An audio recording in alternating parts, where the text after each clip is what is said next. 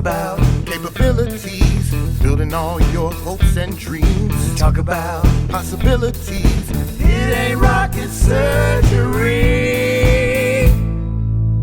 but maybe it is. Come on down, we're gonna sit around and get into your business. Get into your business. Get into your business. Get into your business. Get into your business. Get into your business. Get into your business. Get into your business. Welcome to the Small Business Miracles Podcast. I'm Jeff Randolph. This Small Business Podcast is brought to you by EAG Advertising and Marketing. We're going to talk about marketing, and we're also here to celebrate entrepreneurs. We have marketing news and advice that business owners can use to keep moving forward. And if you notice this difference in the sound today in this episode, it's because one more time in Kansas City, we are recording outside of the office because of weather. Hooray! But still very exciting because today we're talking to Blake Coffey. He is co-founder and CEO of Whir, and we'll tell you all about what Whir is. But first, we've got another small business marketing tip to talk about.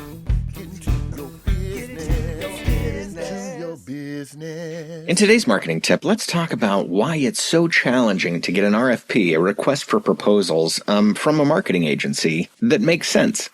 You put out an RFP to a marketing company, several fine agencies may respond, and what you get back is all over the map. Why? Why is it so hard to get an apples to apples from a marketing agency? Well, I'm so glad you asked, because it's not like we're intentionally being difficult here, but there are several reasons why that kind of thing may happen. First, pricing. Pricing may be the most challenging portion of a marketing RFP, and it's a problem because some agencies structure pricing by the hour like we do, and some may have package pricing or flat rate pricing. When you ask for pricing in your RFP, we may not have all of the information we need within that RFP to give you an accurate answer, and there can be a lot of room for interpretation. Another reason you can't get an apples-to-apples response for an RFP may be expertise. All agencies are structured differently. Some agencies specialize in areas where another agency may just pay lip service to it or have a partner they use for that service. If you've asked for something specific and what you get back is less specific than you want, it may not be their strong suit, but they don't want to tell you that it's a weak spot. So expertise can be an issue. Another compounding thing is scope. You may ask for something in your RFP, and we may just not agree with it. If you say you want organic social media, not social media ads, and your goal is to reach new customers, we may strongly encourage you to go a different direction. Or if you have a product that people search for and you can't be found in search, you need to address search visibility. So we may disagree at a fundamental level about what's the most important thing that you could be doing,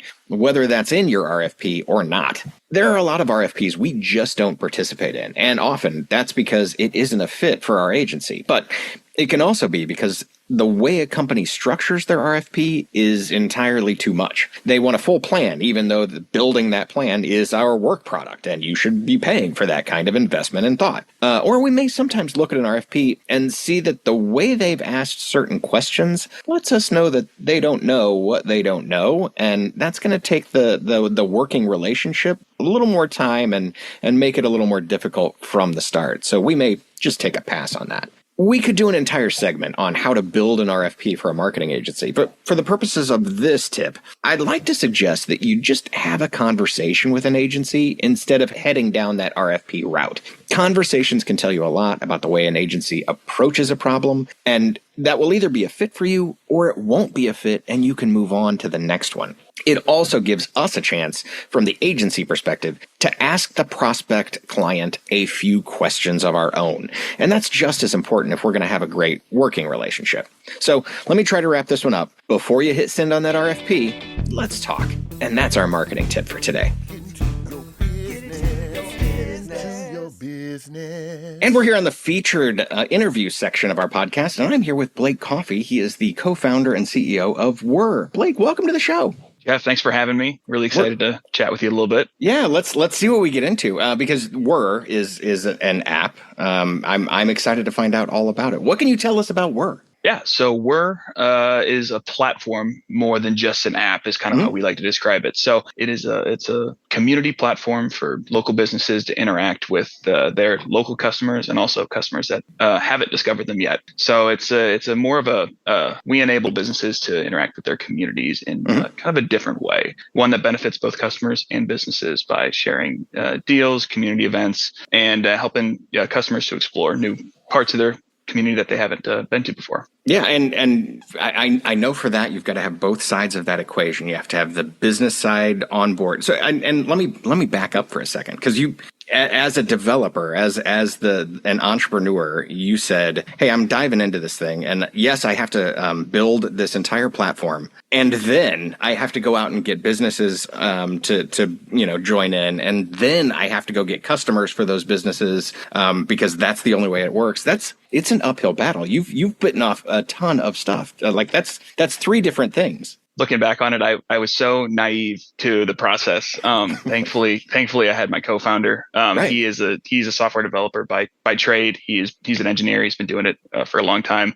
So I came to him with this idea as a fledgling hobby programmer myself, and I'm like, this shouldn't be too hard to do, right? And he's like, slow down there. That's right. You have no idea. You don't know what you don't know, but that's not going to stop us. We're going to keep going. Exactly. Entrepreneurs. That's the best part. Well, it was that naivete that kept us going. That's right. Let's talk about the business owner part of it, because the development portion of it you're comfortable with, and you've got a partner to work with it on. Let's talk about the business owner part, because ultimately they want to get to customers and they want to make sure that they can put their deals out, and that deal could be like, what are some examples of deals that somebody would have as a business? Yeah. So we have right now our biggest demographic of businesses is breweries. Hey, no argument. I'm happy with that. We're good. Well, we're good. That's kind of like start with what you know. We're big fans of microbreweries ourselves, so we're familiar with the landscape here in Kansas City. So that's where we started, because we knew they had beer releases and happy hours and service industry nights, things like that were hard to find. I would try Googling happy hours near me, nothing would come up. So, for example, when starting with like a Border Brewing Company, they were one of our first businesses on the app. They're a great supporter of ours. They have these happy hours that they post on there that are able to go out to anybody in the proximity of Border Brewing. So that's kind of our MO is proximity based market. So they're able to put anything. They just had a miniature beer fest in their backyard area. They were able to put that on the app.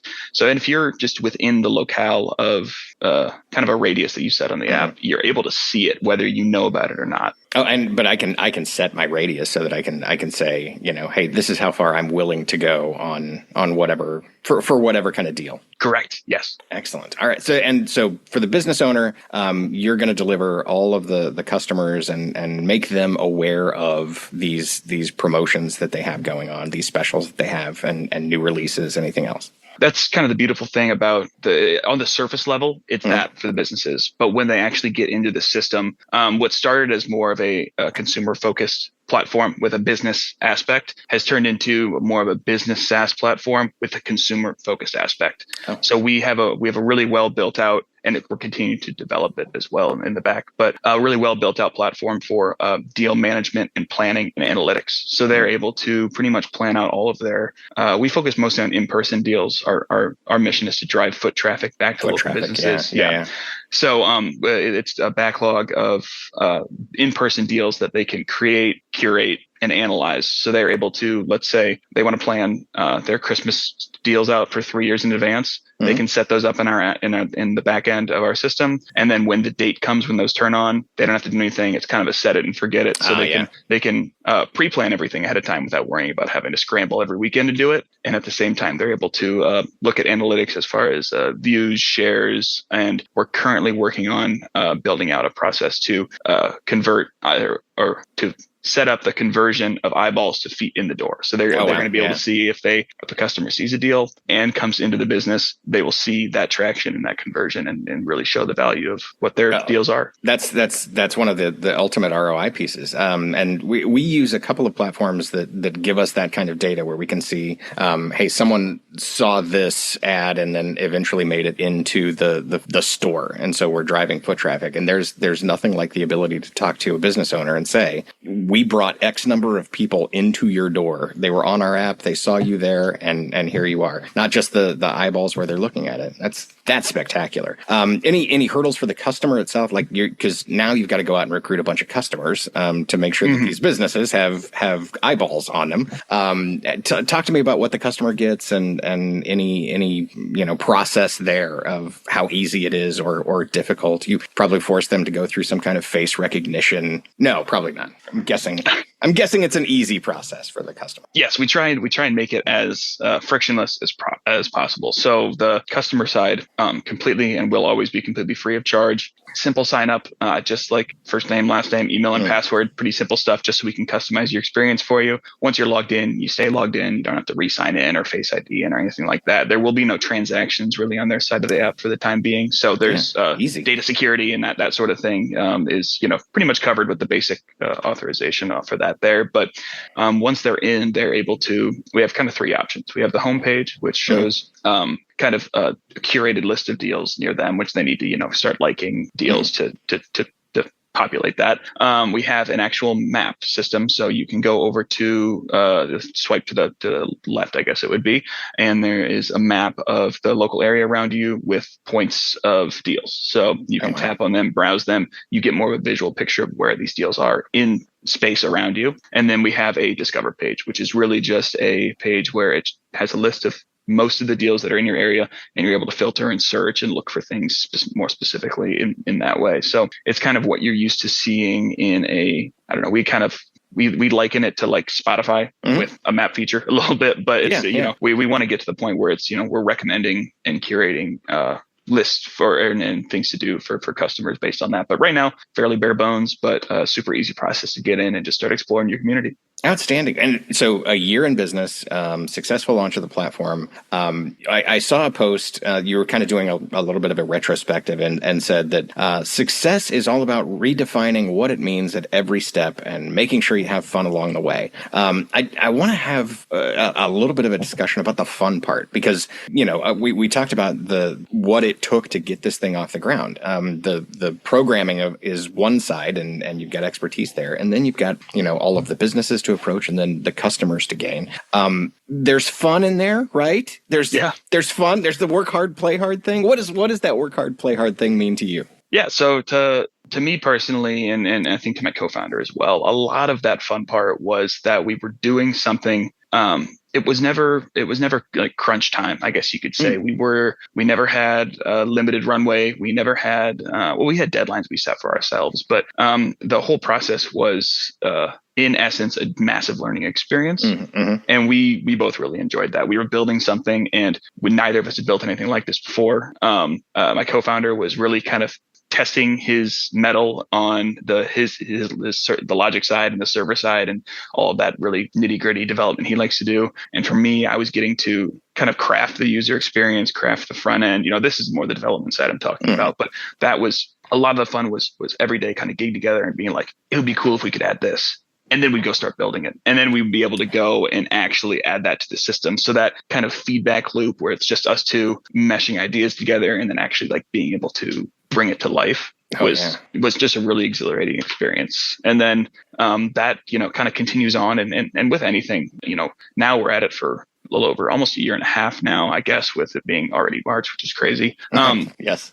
With, a year and a half, there are going to be kind of peaks and valleys in your motivation and kind of how you're, as with anything. And having a co-founder like I have, he's been great, and we've been great with each other about when we're in kind of in a valley, help the other side to bring it up and pick up a little bit of slack and vice versa. So it's been not only fun, but it's not been stressful. It's never been something that I've been like, oh my gosh, I have to go work on this type thing. So and I think that's kind of the least anybody can ask for in something that they're really spending a lot of their time and energy on. So that's been a lot of fun. And not to mention getting out there and talking with all these great business owners in the community and being able to kind of hear their story and what their goals are and just connect with them in a way that's like, okay, this is just, a new platform. You guys want to try it out? And they're like, yeah, this is great. The amount of support we've gotten just from our early beta users has been insane. Like they're connecting us to more businesses more than we're even finding businesses. So it's just been an all around. I mean, it's kind of silly to say it, but like I wrote, it's fun. It's just been continually a fun process. Every step of the way, every major milestone, we look back on it, and we were like, I'd do that again. Yeah, that was fun. So that's kind of what we meant by my hope for you is that it's always that much fun, and that you don't have those kind of pressures and deadlines and runway issues that are so often attached to this whole process. So, man, bang up job. This is and to have customers who are such a fan that they go out and start pulling that traffic in for you and start working those businesses from the other side. That says a lot about the quality of the product. Tell me about the future. Where do you go from here? What's the future for the company and the platform? Yeah. So kind of like I mentioned before, we had kind of a beta run with these early customers. We're calling them, they're going to be our legacy customers. So they get grandfathered into any of the future stuff that we implement. But our beta run ended around Q4, and we're prepping for kind of an official launch of the platform here coming in Q2. So while we had our launch in June, that was riddled with learning experiences and, kind of slow rolling as it goes. But now we kind of have a feel for what we want. We're getting a lot of quality of life features in the app that people expect when using an interface like that. And we're having our payment platform implemented. So we're actually going to be able to start charging for, the services that we're offering and kind of going out and expanding and funding our marketing and outreach efforts and things like that. Yeah, there is that point that needs to show up at some point. There's the funding has to be there around somewhere. Yeah. Great story. Let's if we can, I'd like to move on to the lightning round so we can learn more about you and kind of what makes you tick. Are you ready for that? Yeah, all right, let's do it. Here we go.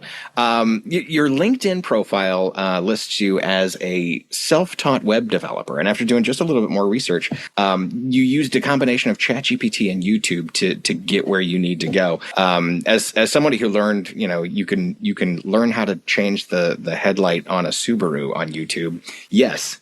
Everything is possible on YouTube. Tell us about that journey and why you chose to go that self-taught direction instead of maybe an instructor-led or a different kind of learning to get there. Yeah, so I'd always known I wanted to kind of go after the programming route. I'd always loved the idea of creating things, and I've always liked computers, but I never had a formal education in the process. And I tried on a few occasions prior in my life to learn it and get in there and kind of figure it out, but it never really stuck. I never really had it was also self-taught attempts. So it was all YouTube and things like that. And it was hard to get things set up without having like a teacher or a mentor or somebody I could talk to directly. And then when I first discovered ChatGPT, when that first came out, I was playing around with it and I'm like, I can like ask this question. This is like this mentor that I was looking for in this space, but they're going to be patient with me and not get annoyed when I'm asking all these. So they definitely go at your pace. You dictate the pace in that conversation. Exactly. So it's been a blend of realizing what was possible with that, and then also mashing that with real world examples on like Stack Overflow and YouTube and people that are actually using it. Because anybody that's used ChatGPT to code, or at least that started using ChatGPT to code in 2023 knows that a lot of the code it was putting out was like 75% of the way there, but you needed to fill in the gaps. You needed to have a little bit of context knowledge. So that's where YouTube and websites and other, resources online really helped me kind of fill in the gaps there. Not to mention my co-founder. I could run ideas by him, and that was a little bit later down the line, but he kind of helped me understand the structure and the architecture of web development, what goes into that. So it's been a blend of all these different, self-taught routes. I didn't go with a formal route because I just didn't think I had time or the money to go after kind of an education in the formal sense of that way. Though I don't knock that at all. That's those are the real programmers. I'm just kind of over here just slamming prompts together and making it look pretty. Yeah, but I mean, let's not sell yourself short on this one. You've done an amazing job with this. Let me move on to this question. It's a would you rather question. Okay. It's a this or that kind of thing. Would you rather go through the Apple App Store approval process or wait in line at the DMV only to be turned away because you didn't bring one of those documents that you really needed? Oh man, I'm struggling to see much of a difference between the two here. And yeah, talk about that a little bit, because nobody really knows, unless you've done it, what that app store process is like. What goes on there? Yeah, so that was kind of our whole thing too. We didn't know what to expect. We kind of came in with what we thought was just we had a gung ho attitude and a great little app, and we were like, this should be. It already passed the Android approval process because there isn't one. So we really thought that the app one would go smoothly, and that was about a month of just straight back and forth with these Apple approval process people, which it's such a love-hate relationship, because there is a quality standard to uphold, and I respect what they do with kind of scanning these things and making sure it's all good for their consumers. It's a necessary evil. It's just there's an arbitrary nature to it, where depending on who you get as a reviewer, they might know certain requirements on one end or not know requirements on the other end, that sort of thing. So it is a process like the DMV, where you go in and they kind of give you an idea of what you're missing, but nothing too specific. So you kind of have to be like, okay, I guess I'll change this a little bit. How about this? And then it's like 24 to 48 hours later. No, sorry, we need that a little bit different. So it was a very frustrating process to get around, but in the end, it made our app better. And we were able to actually, like, even just like in the metadata, the fine print, we were able to just enhance the app, make it better, more scalable. So it was a helpful process, but we were ready to go. We were like, let's launch the app and let's get out there and start talking to businesses. And we're like, hey, a month later, and then we can get out there and start doing it. So to answer your question, I think DMV, at least there you're moving in line a little bit. With the Apple review process, you're just sitting around waiting for nothing. So it's kind of a hurry up and wait situation. We have similar kind of things when we're dealing with Facebook, Instagram, the Meta ad platforms, where it may automatically reject an ad through its automated process, but then you can appeal that and say, hey, I'd like a human to take a look at this, please, because you didn't get it right. Yep. And we know what your ad standards are, and I understand why you may have flagged that, but you did not get this right. Could you please look at it? And depending on the person that you get, from wherever in the world that person is, they're judge, jury, and executioner, and that's it. You're done at that point. So sometimes you can wait a week and resubmit the exact same thing and get a different reviewer, and it goes through, and you're kind of like that. That's what really got me kind of like, but that's just the way it is. Yeah. Okay, so, let's ask this question: What part of the business do you wish you knew more about? I would go with the marketing. Oh yeah. So myself and I come from kind of a business leadership background with software development ties with working with teams as a project manager, that sort of thing. And my co-founder is a software engineer. So we're both kind of technical and then technical leadership side of things. So really great for getting the product going and getting off the ground. And I'm also, my personality makes it so I'm willing and open to go out and talk to businesses in person. Yeah. Neither of us have much of a marketing background as far as digital marketing, SEO, social media presence, that sort of thing. And that is really where we're lacking right now, is kind of getting our names out there and kind of investing in advertising and marketing in that way. And that's one of our goals for this Q2 relaunch, is to be like, all right, let's throw a little money into Google ads. Let's start putting some more time and effort into our social media presence. Let's actually get out there and not rely on boots on the ground customer acquisition, which is great. And I love doing it. And it's fun to go get a beer and get to know local businesses, but it's not scalable. So it's not scalable. Yeah. So we really just, our marketing, it's something that I'm reading books about, and I'm trying to really up my know-how on it. But, it's still got a lot to learn, just like every other aspect of this process and this journey. It's true. Yeah. Well, at least with marketing, you do have some options. We can talk, but we do have some options. I'll say this, though. One of the most important pieces to get right is the product. Product, of course, one of marketing's famous 4P words, product. And if you get that right, a lot of things just go well from that point on. If people love that product, and it sounds like that's exactly what's happening, and you've got customers, pulling businesses through for you, which is great. And that's a testament to what you guys have built. So step one, get the product right, because I can tell you, nothing will kill a bad product faster than good advertising. If you have a lousy product and you start telling everybody about it and people try it and they go, this is terrible, that product dies fast. So good product, you're really in a good seat. So great job. I feel like I keep saying, no, you're doing a hell of a job. Keep going, keep going. Last question in the lightning round, and I'll free you from this lightning round.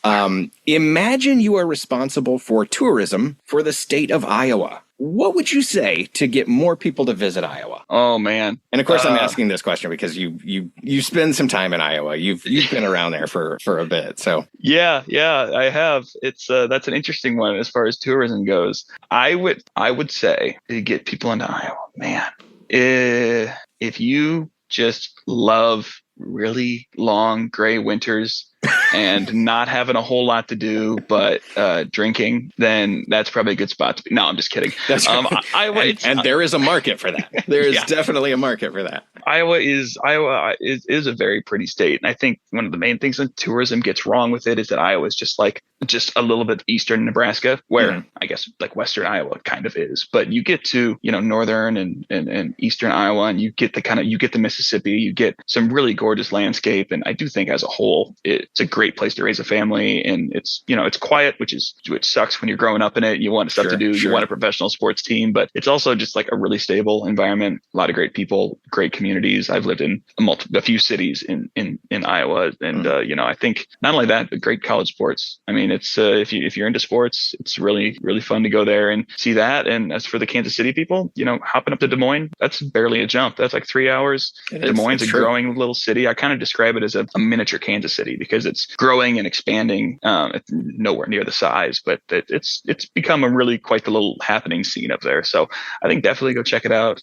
Surprisingly good food and yeah, just an all around very kind of quiet but fun atmosphere. I'm gonna totally back you on that one. A year ago we went to Des Moines just kind of like for a weekend. Hey, where could we go? And we'd been to several of the other drivable cities and went to Des Moines just kind of on a whim. Crazy good restaurant scene and bar scene. Like the food was amazing. A lot of interesting concepts that are different and unique, and had a great time.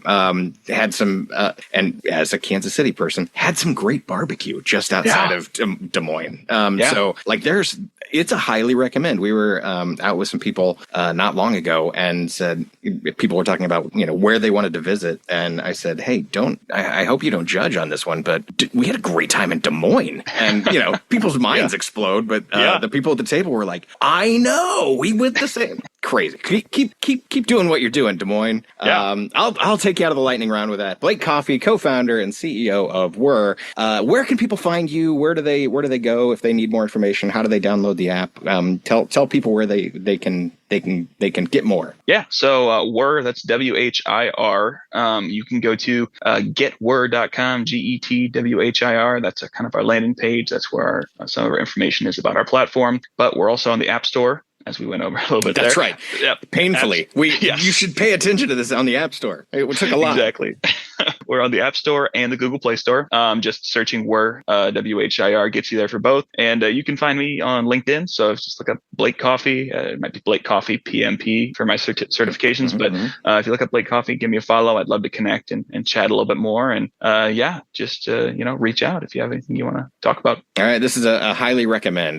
Blake Coffey, co-founder and CEO of Whir. Thanks for being on the show today. Thanks for having me, Jeff. Business. And that is our show. Thanks so much to Blake Coffey of Whir, and thank you for listening to the Small Business Miracles podcast. Remember to subscribe, leave us a 5-star rating and review, drop us a line on the website at eagadv.com if you have any thoughts. Until then, we'll be out here helping entrepreneurs with another Small Business Miracle.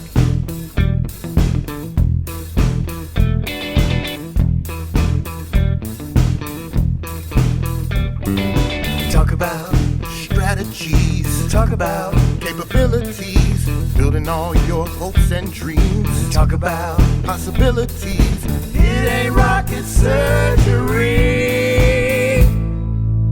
but maybe it is. Come on down, we're gonna sit around and get into your business. Get into your business. Get into your business. Get into your business. Get into your business. Get into your business. Get into your business. Get into your business.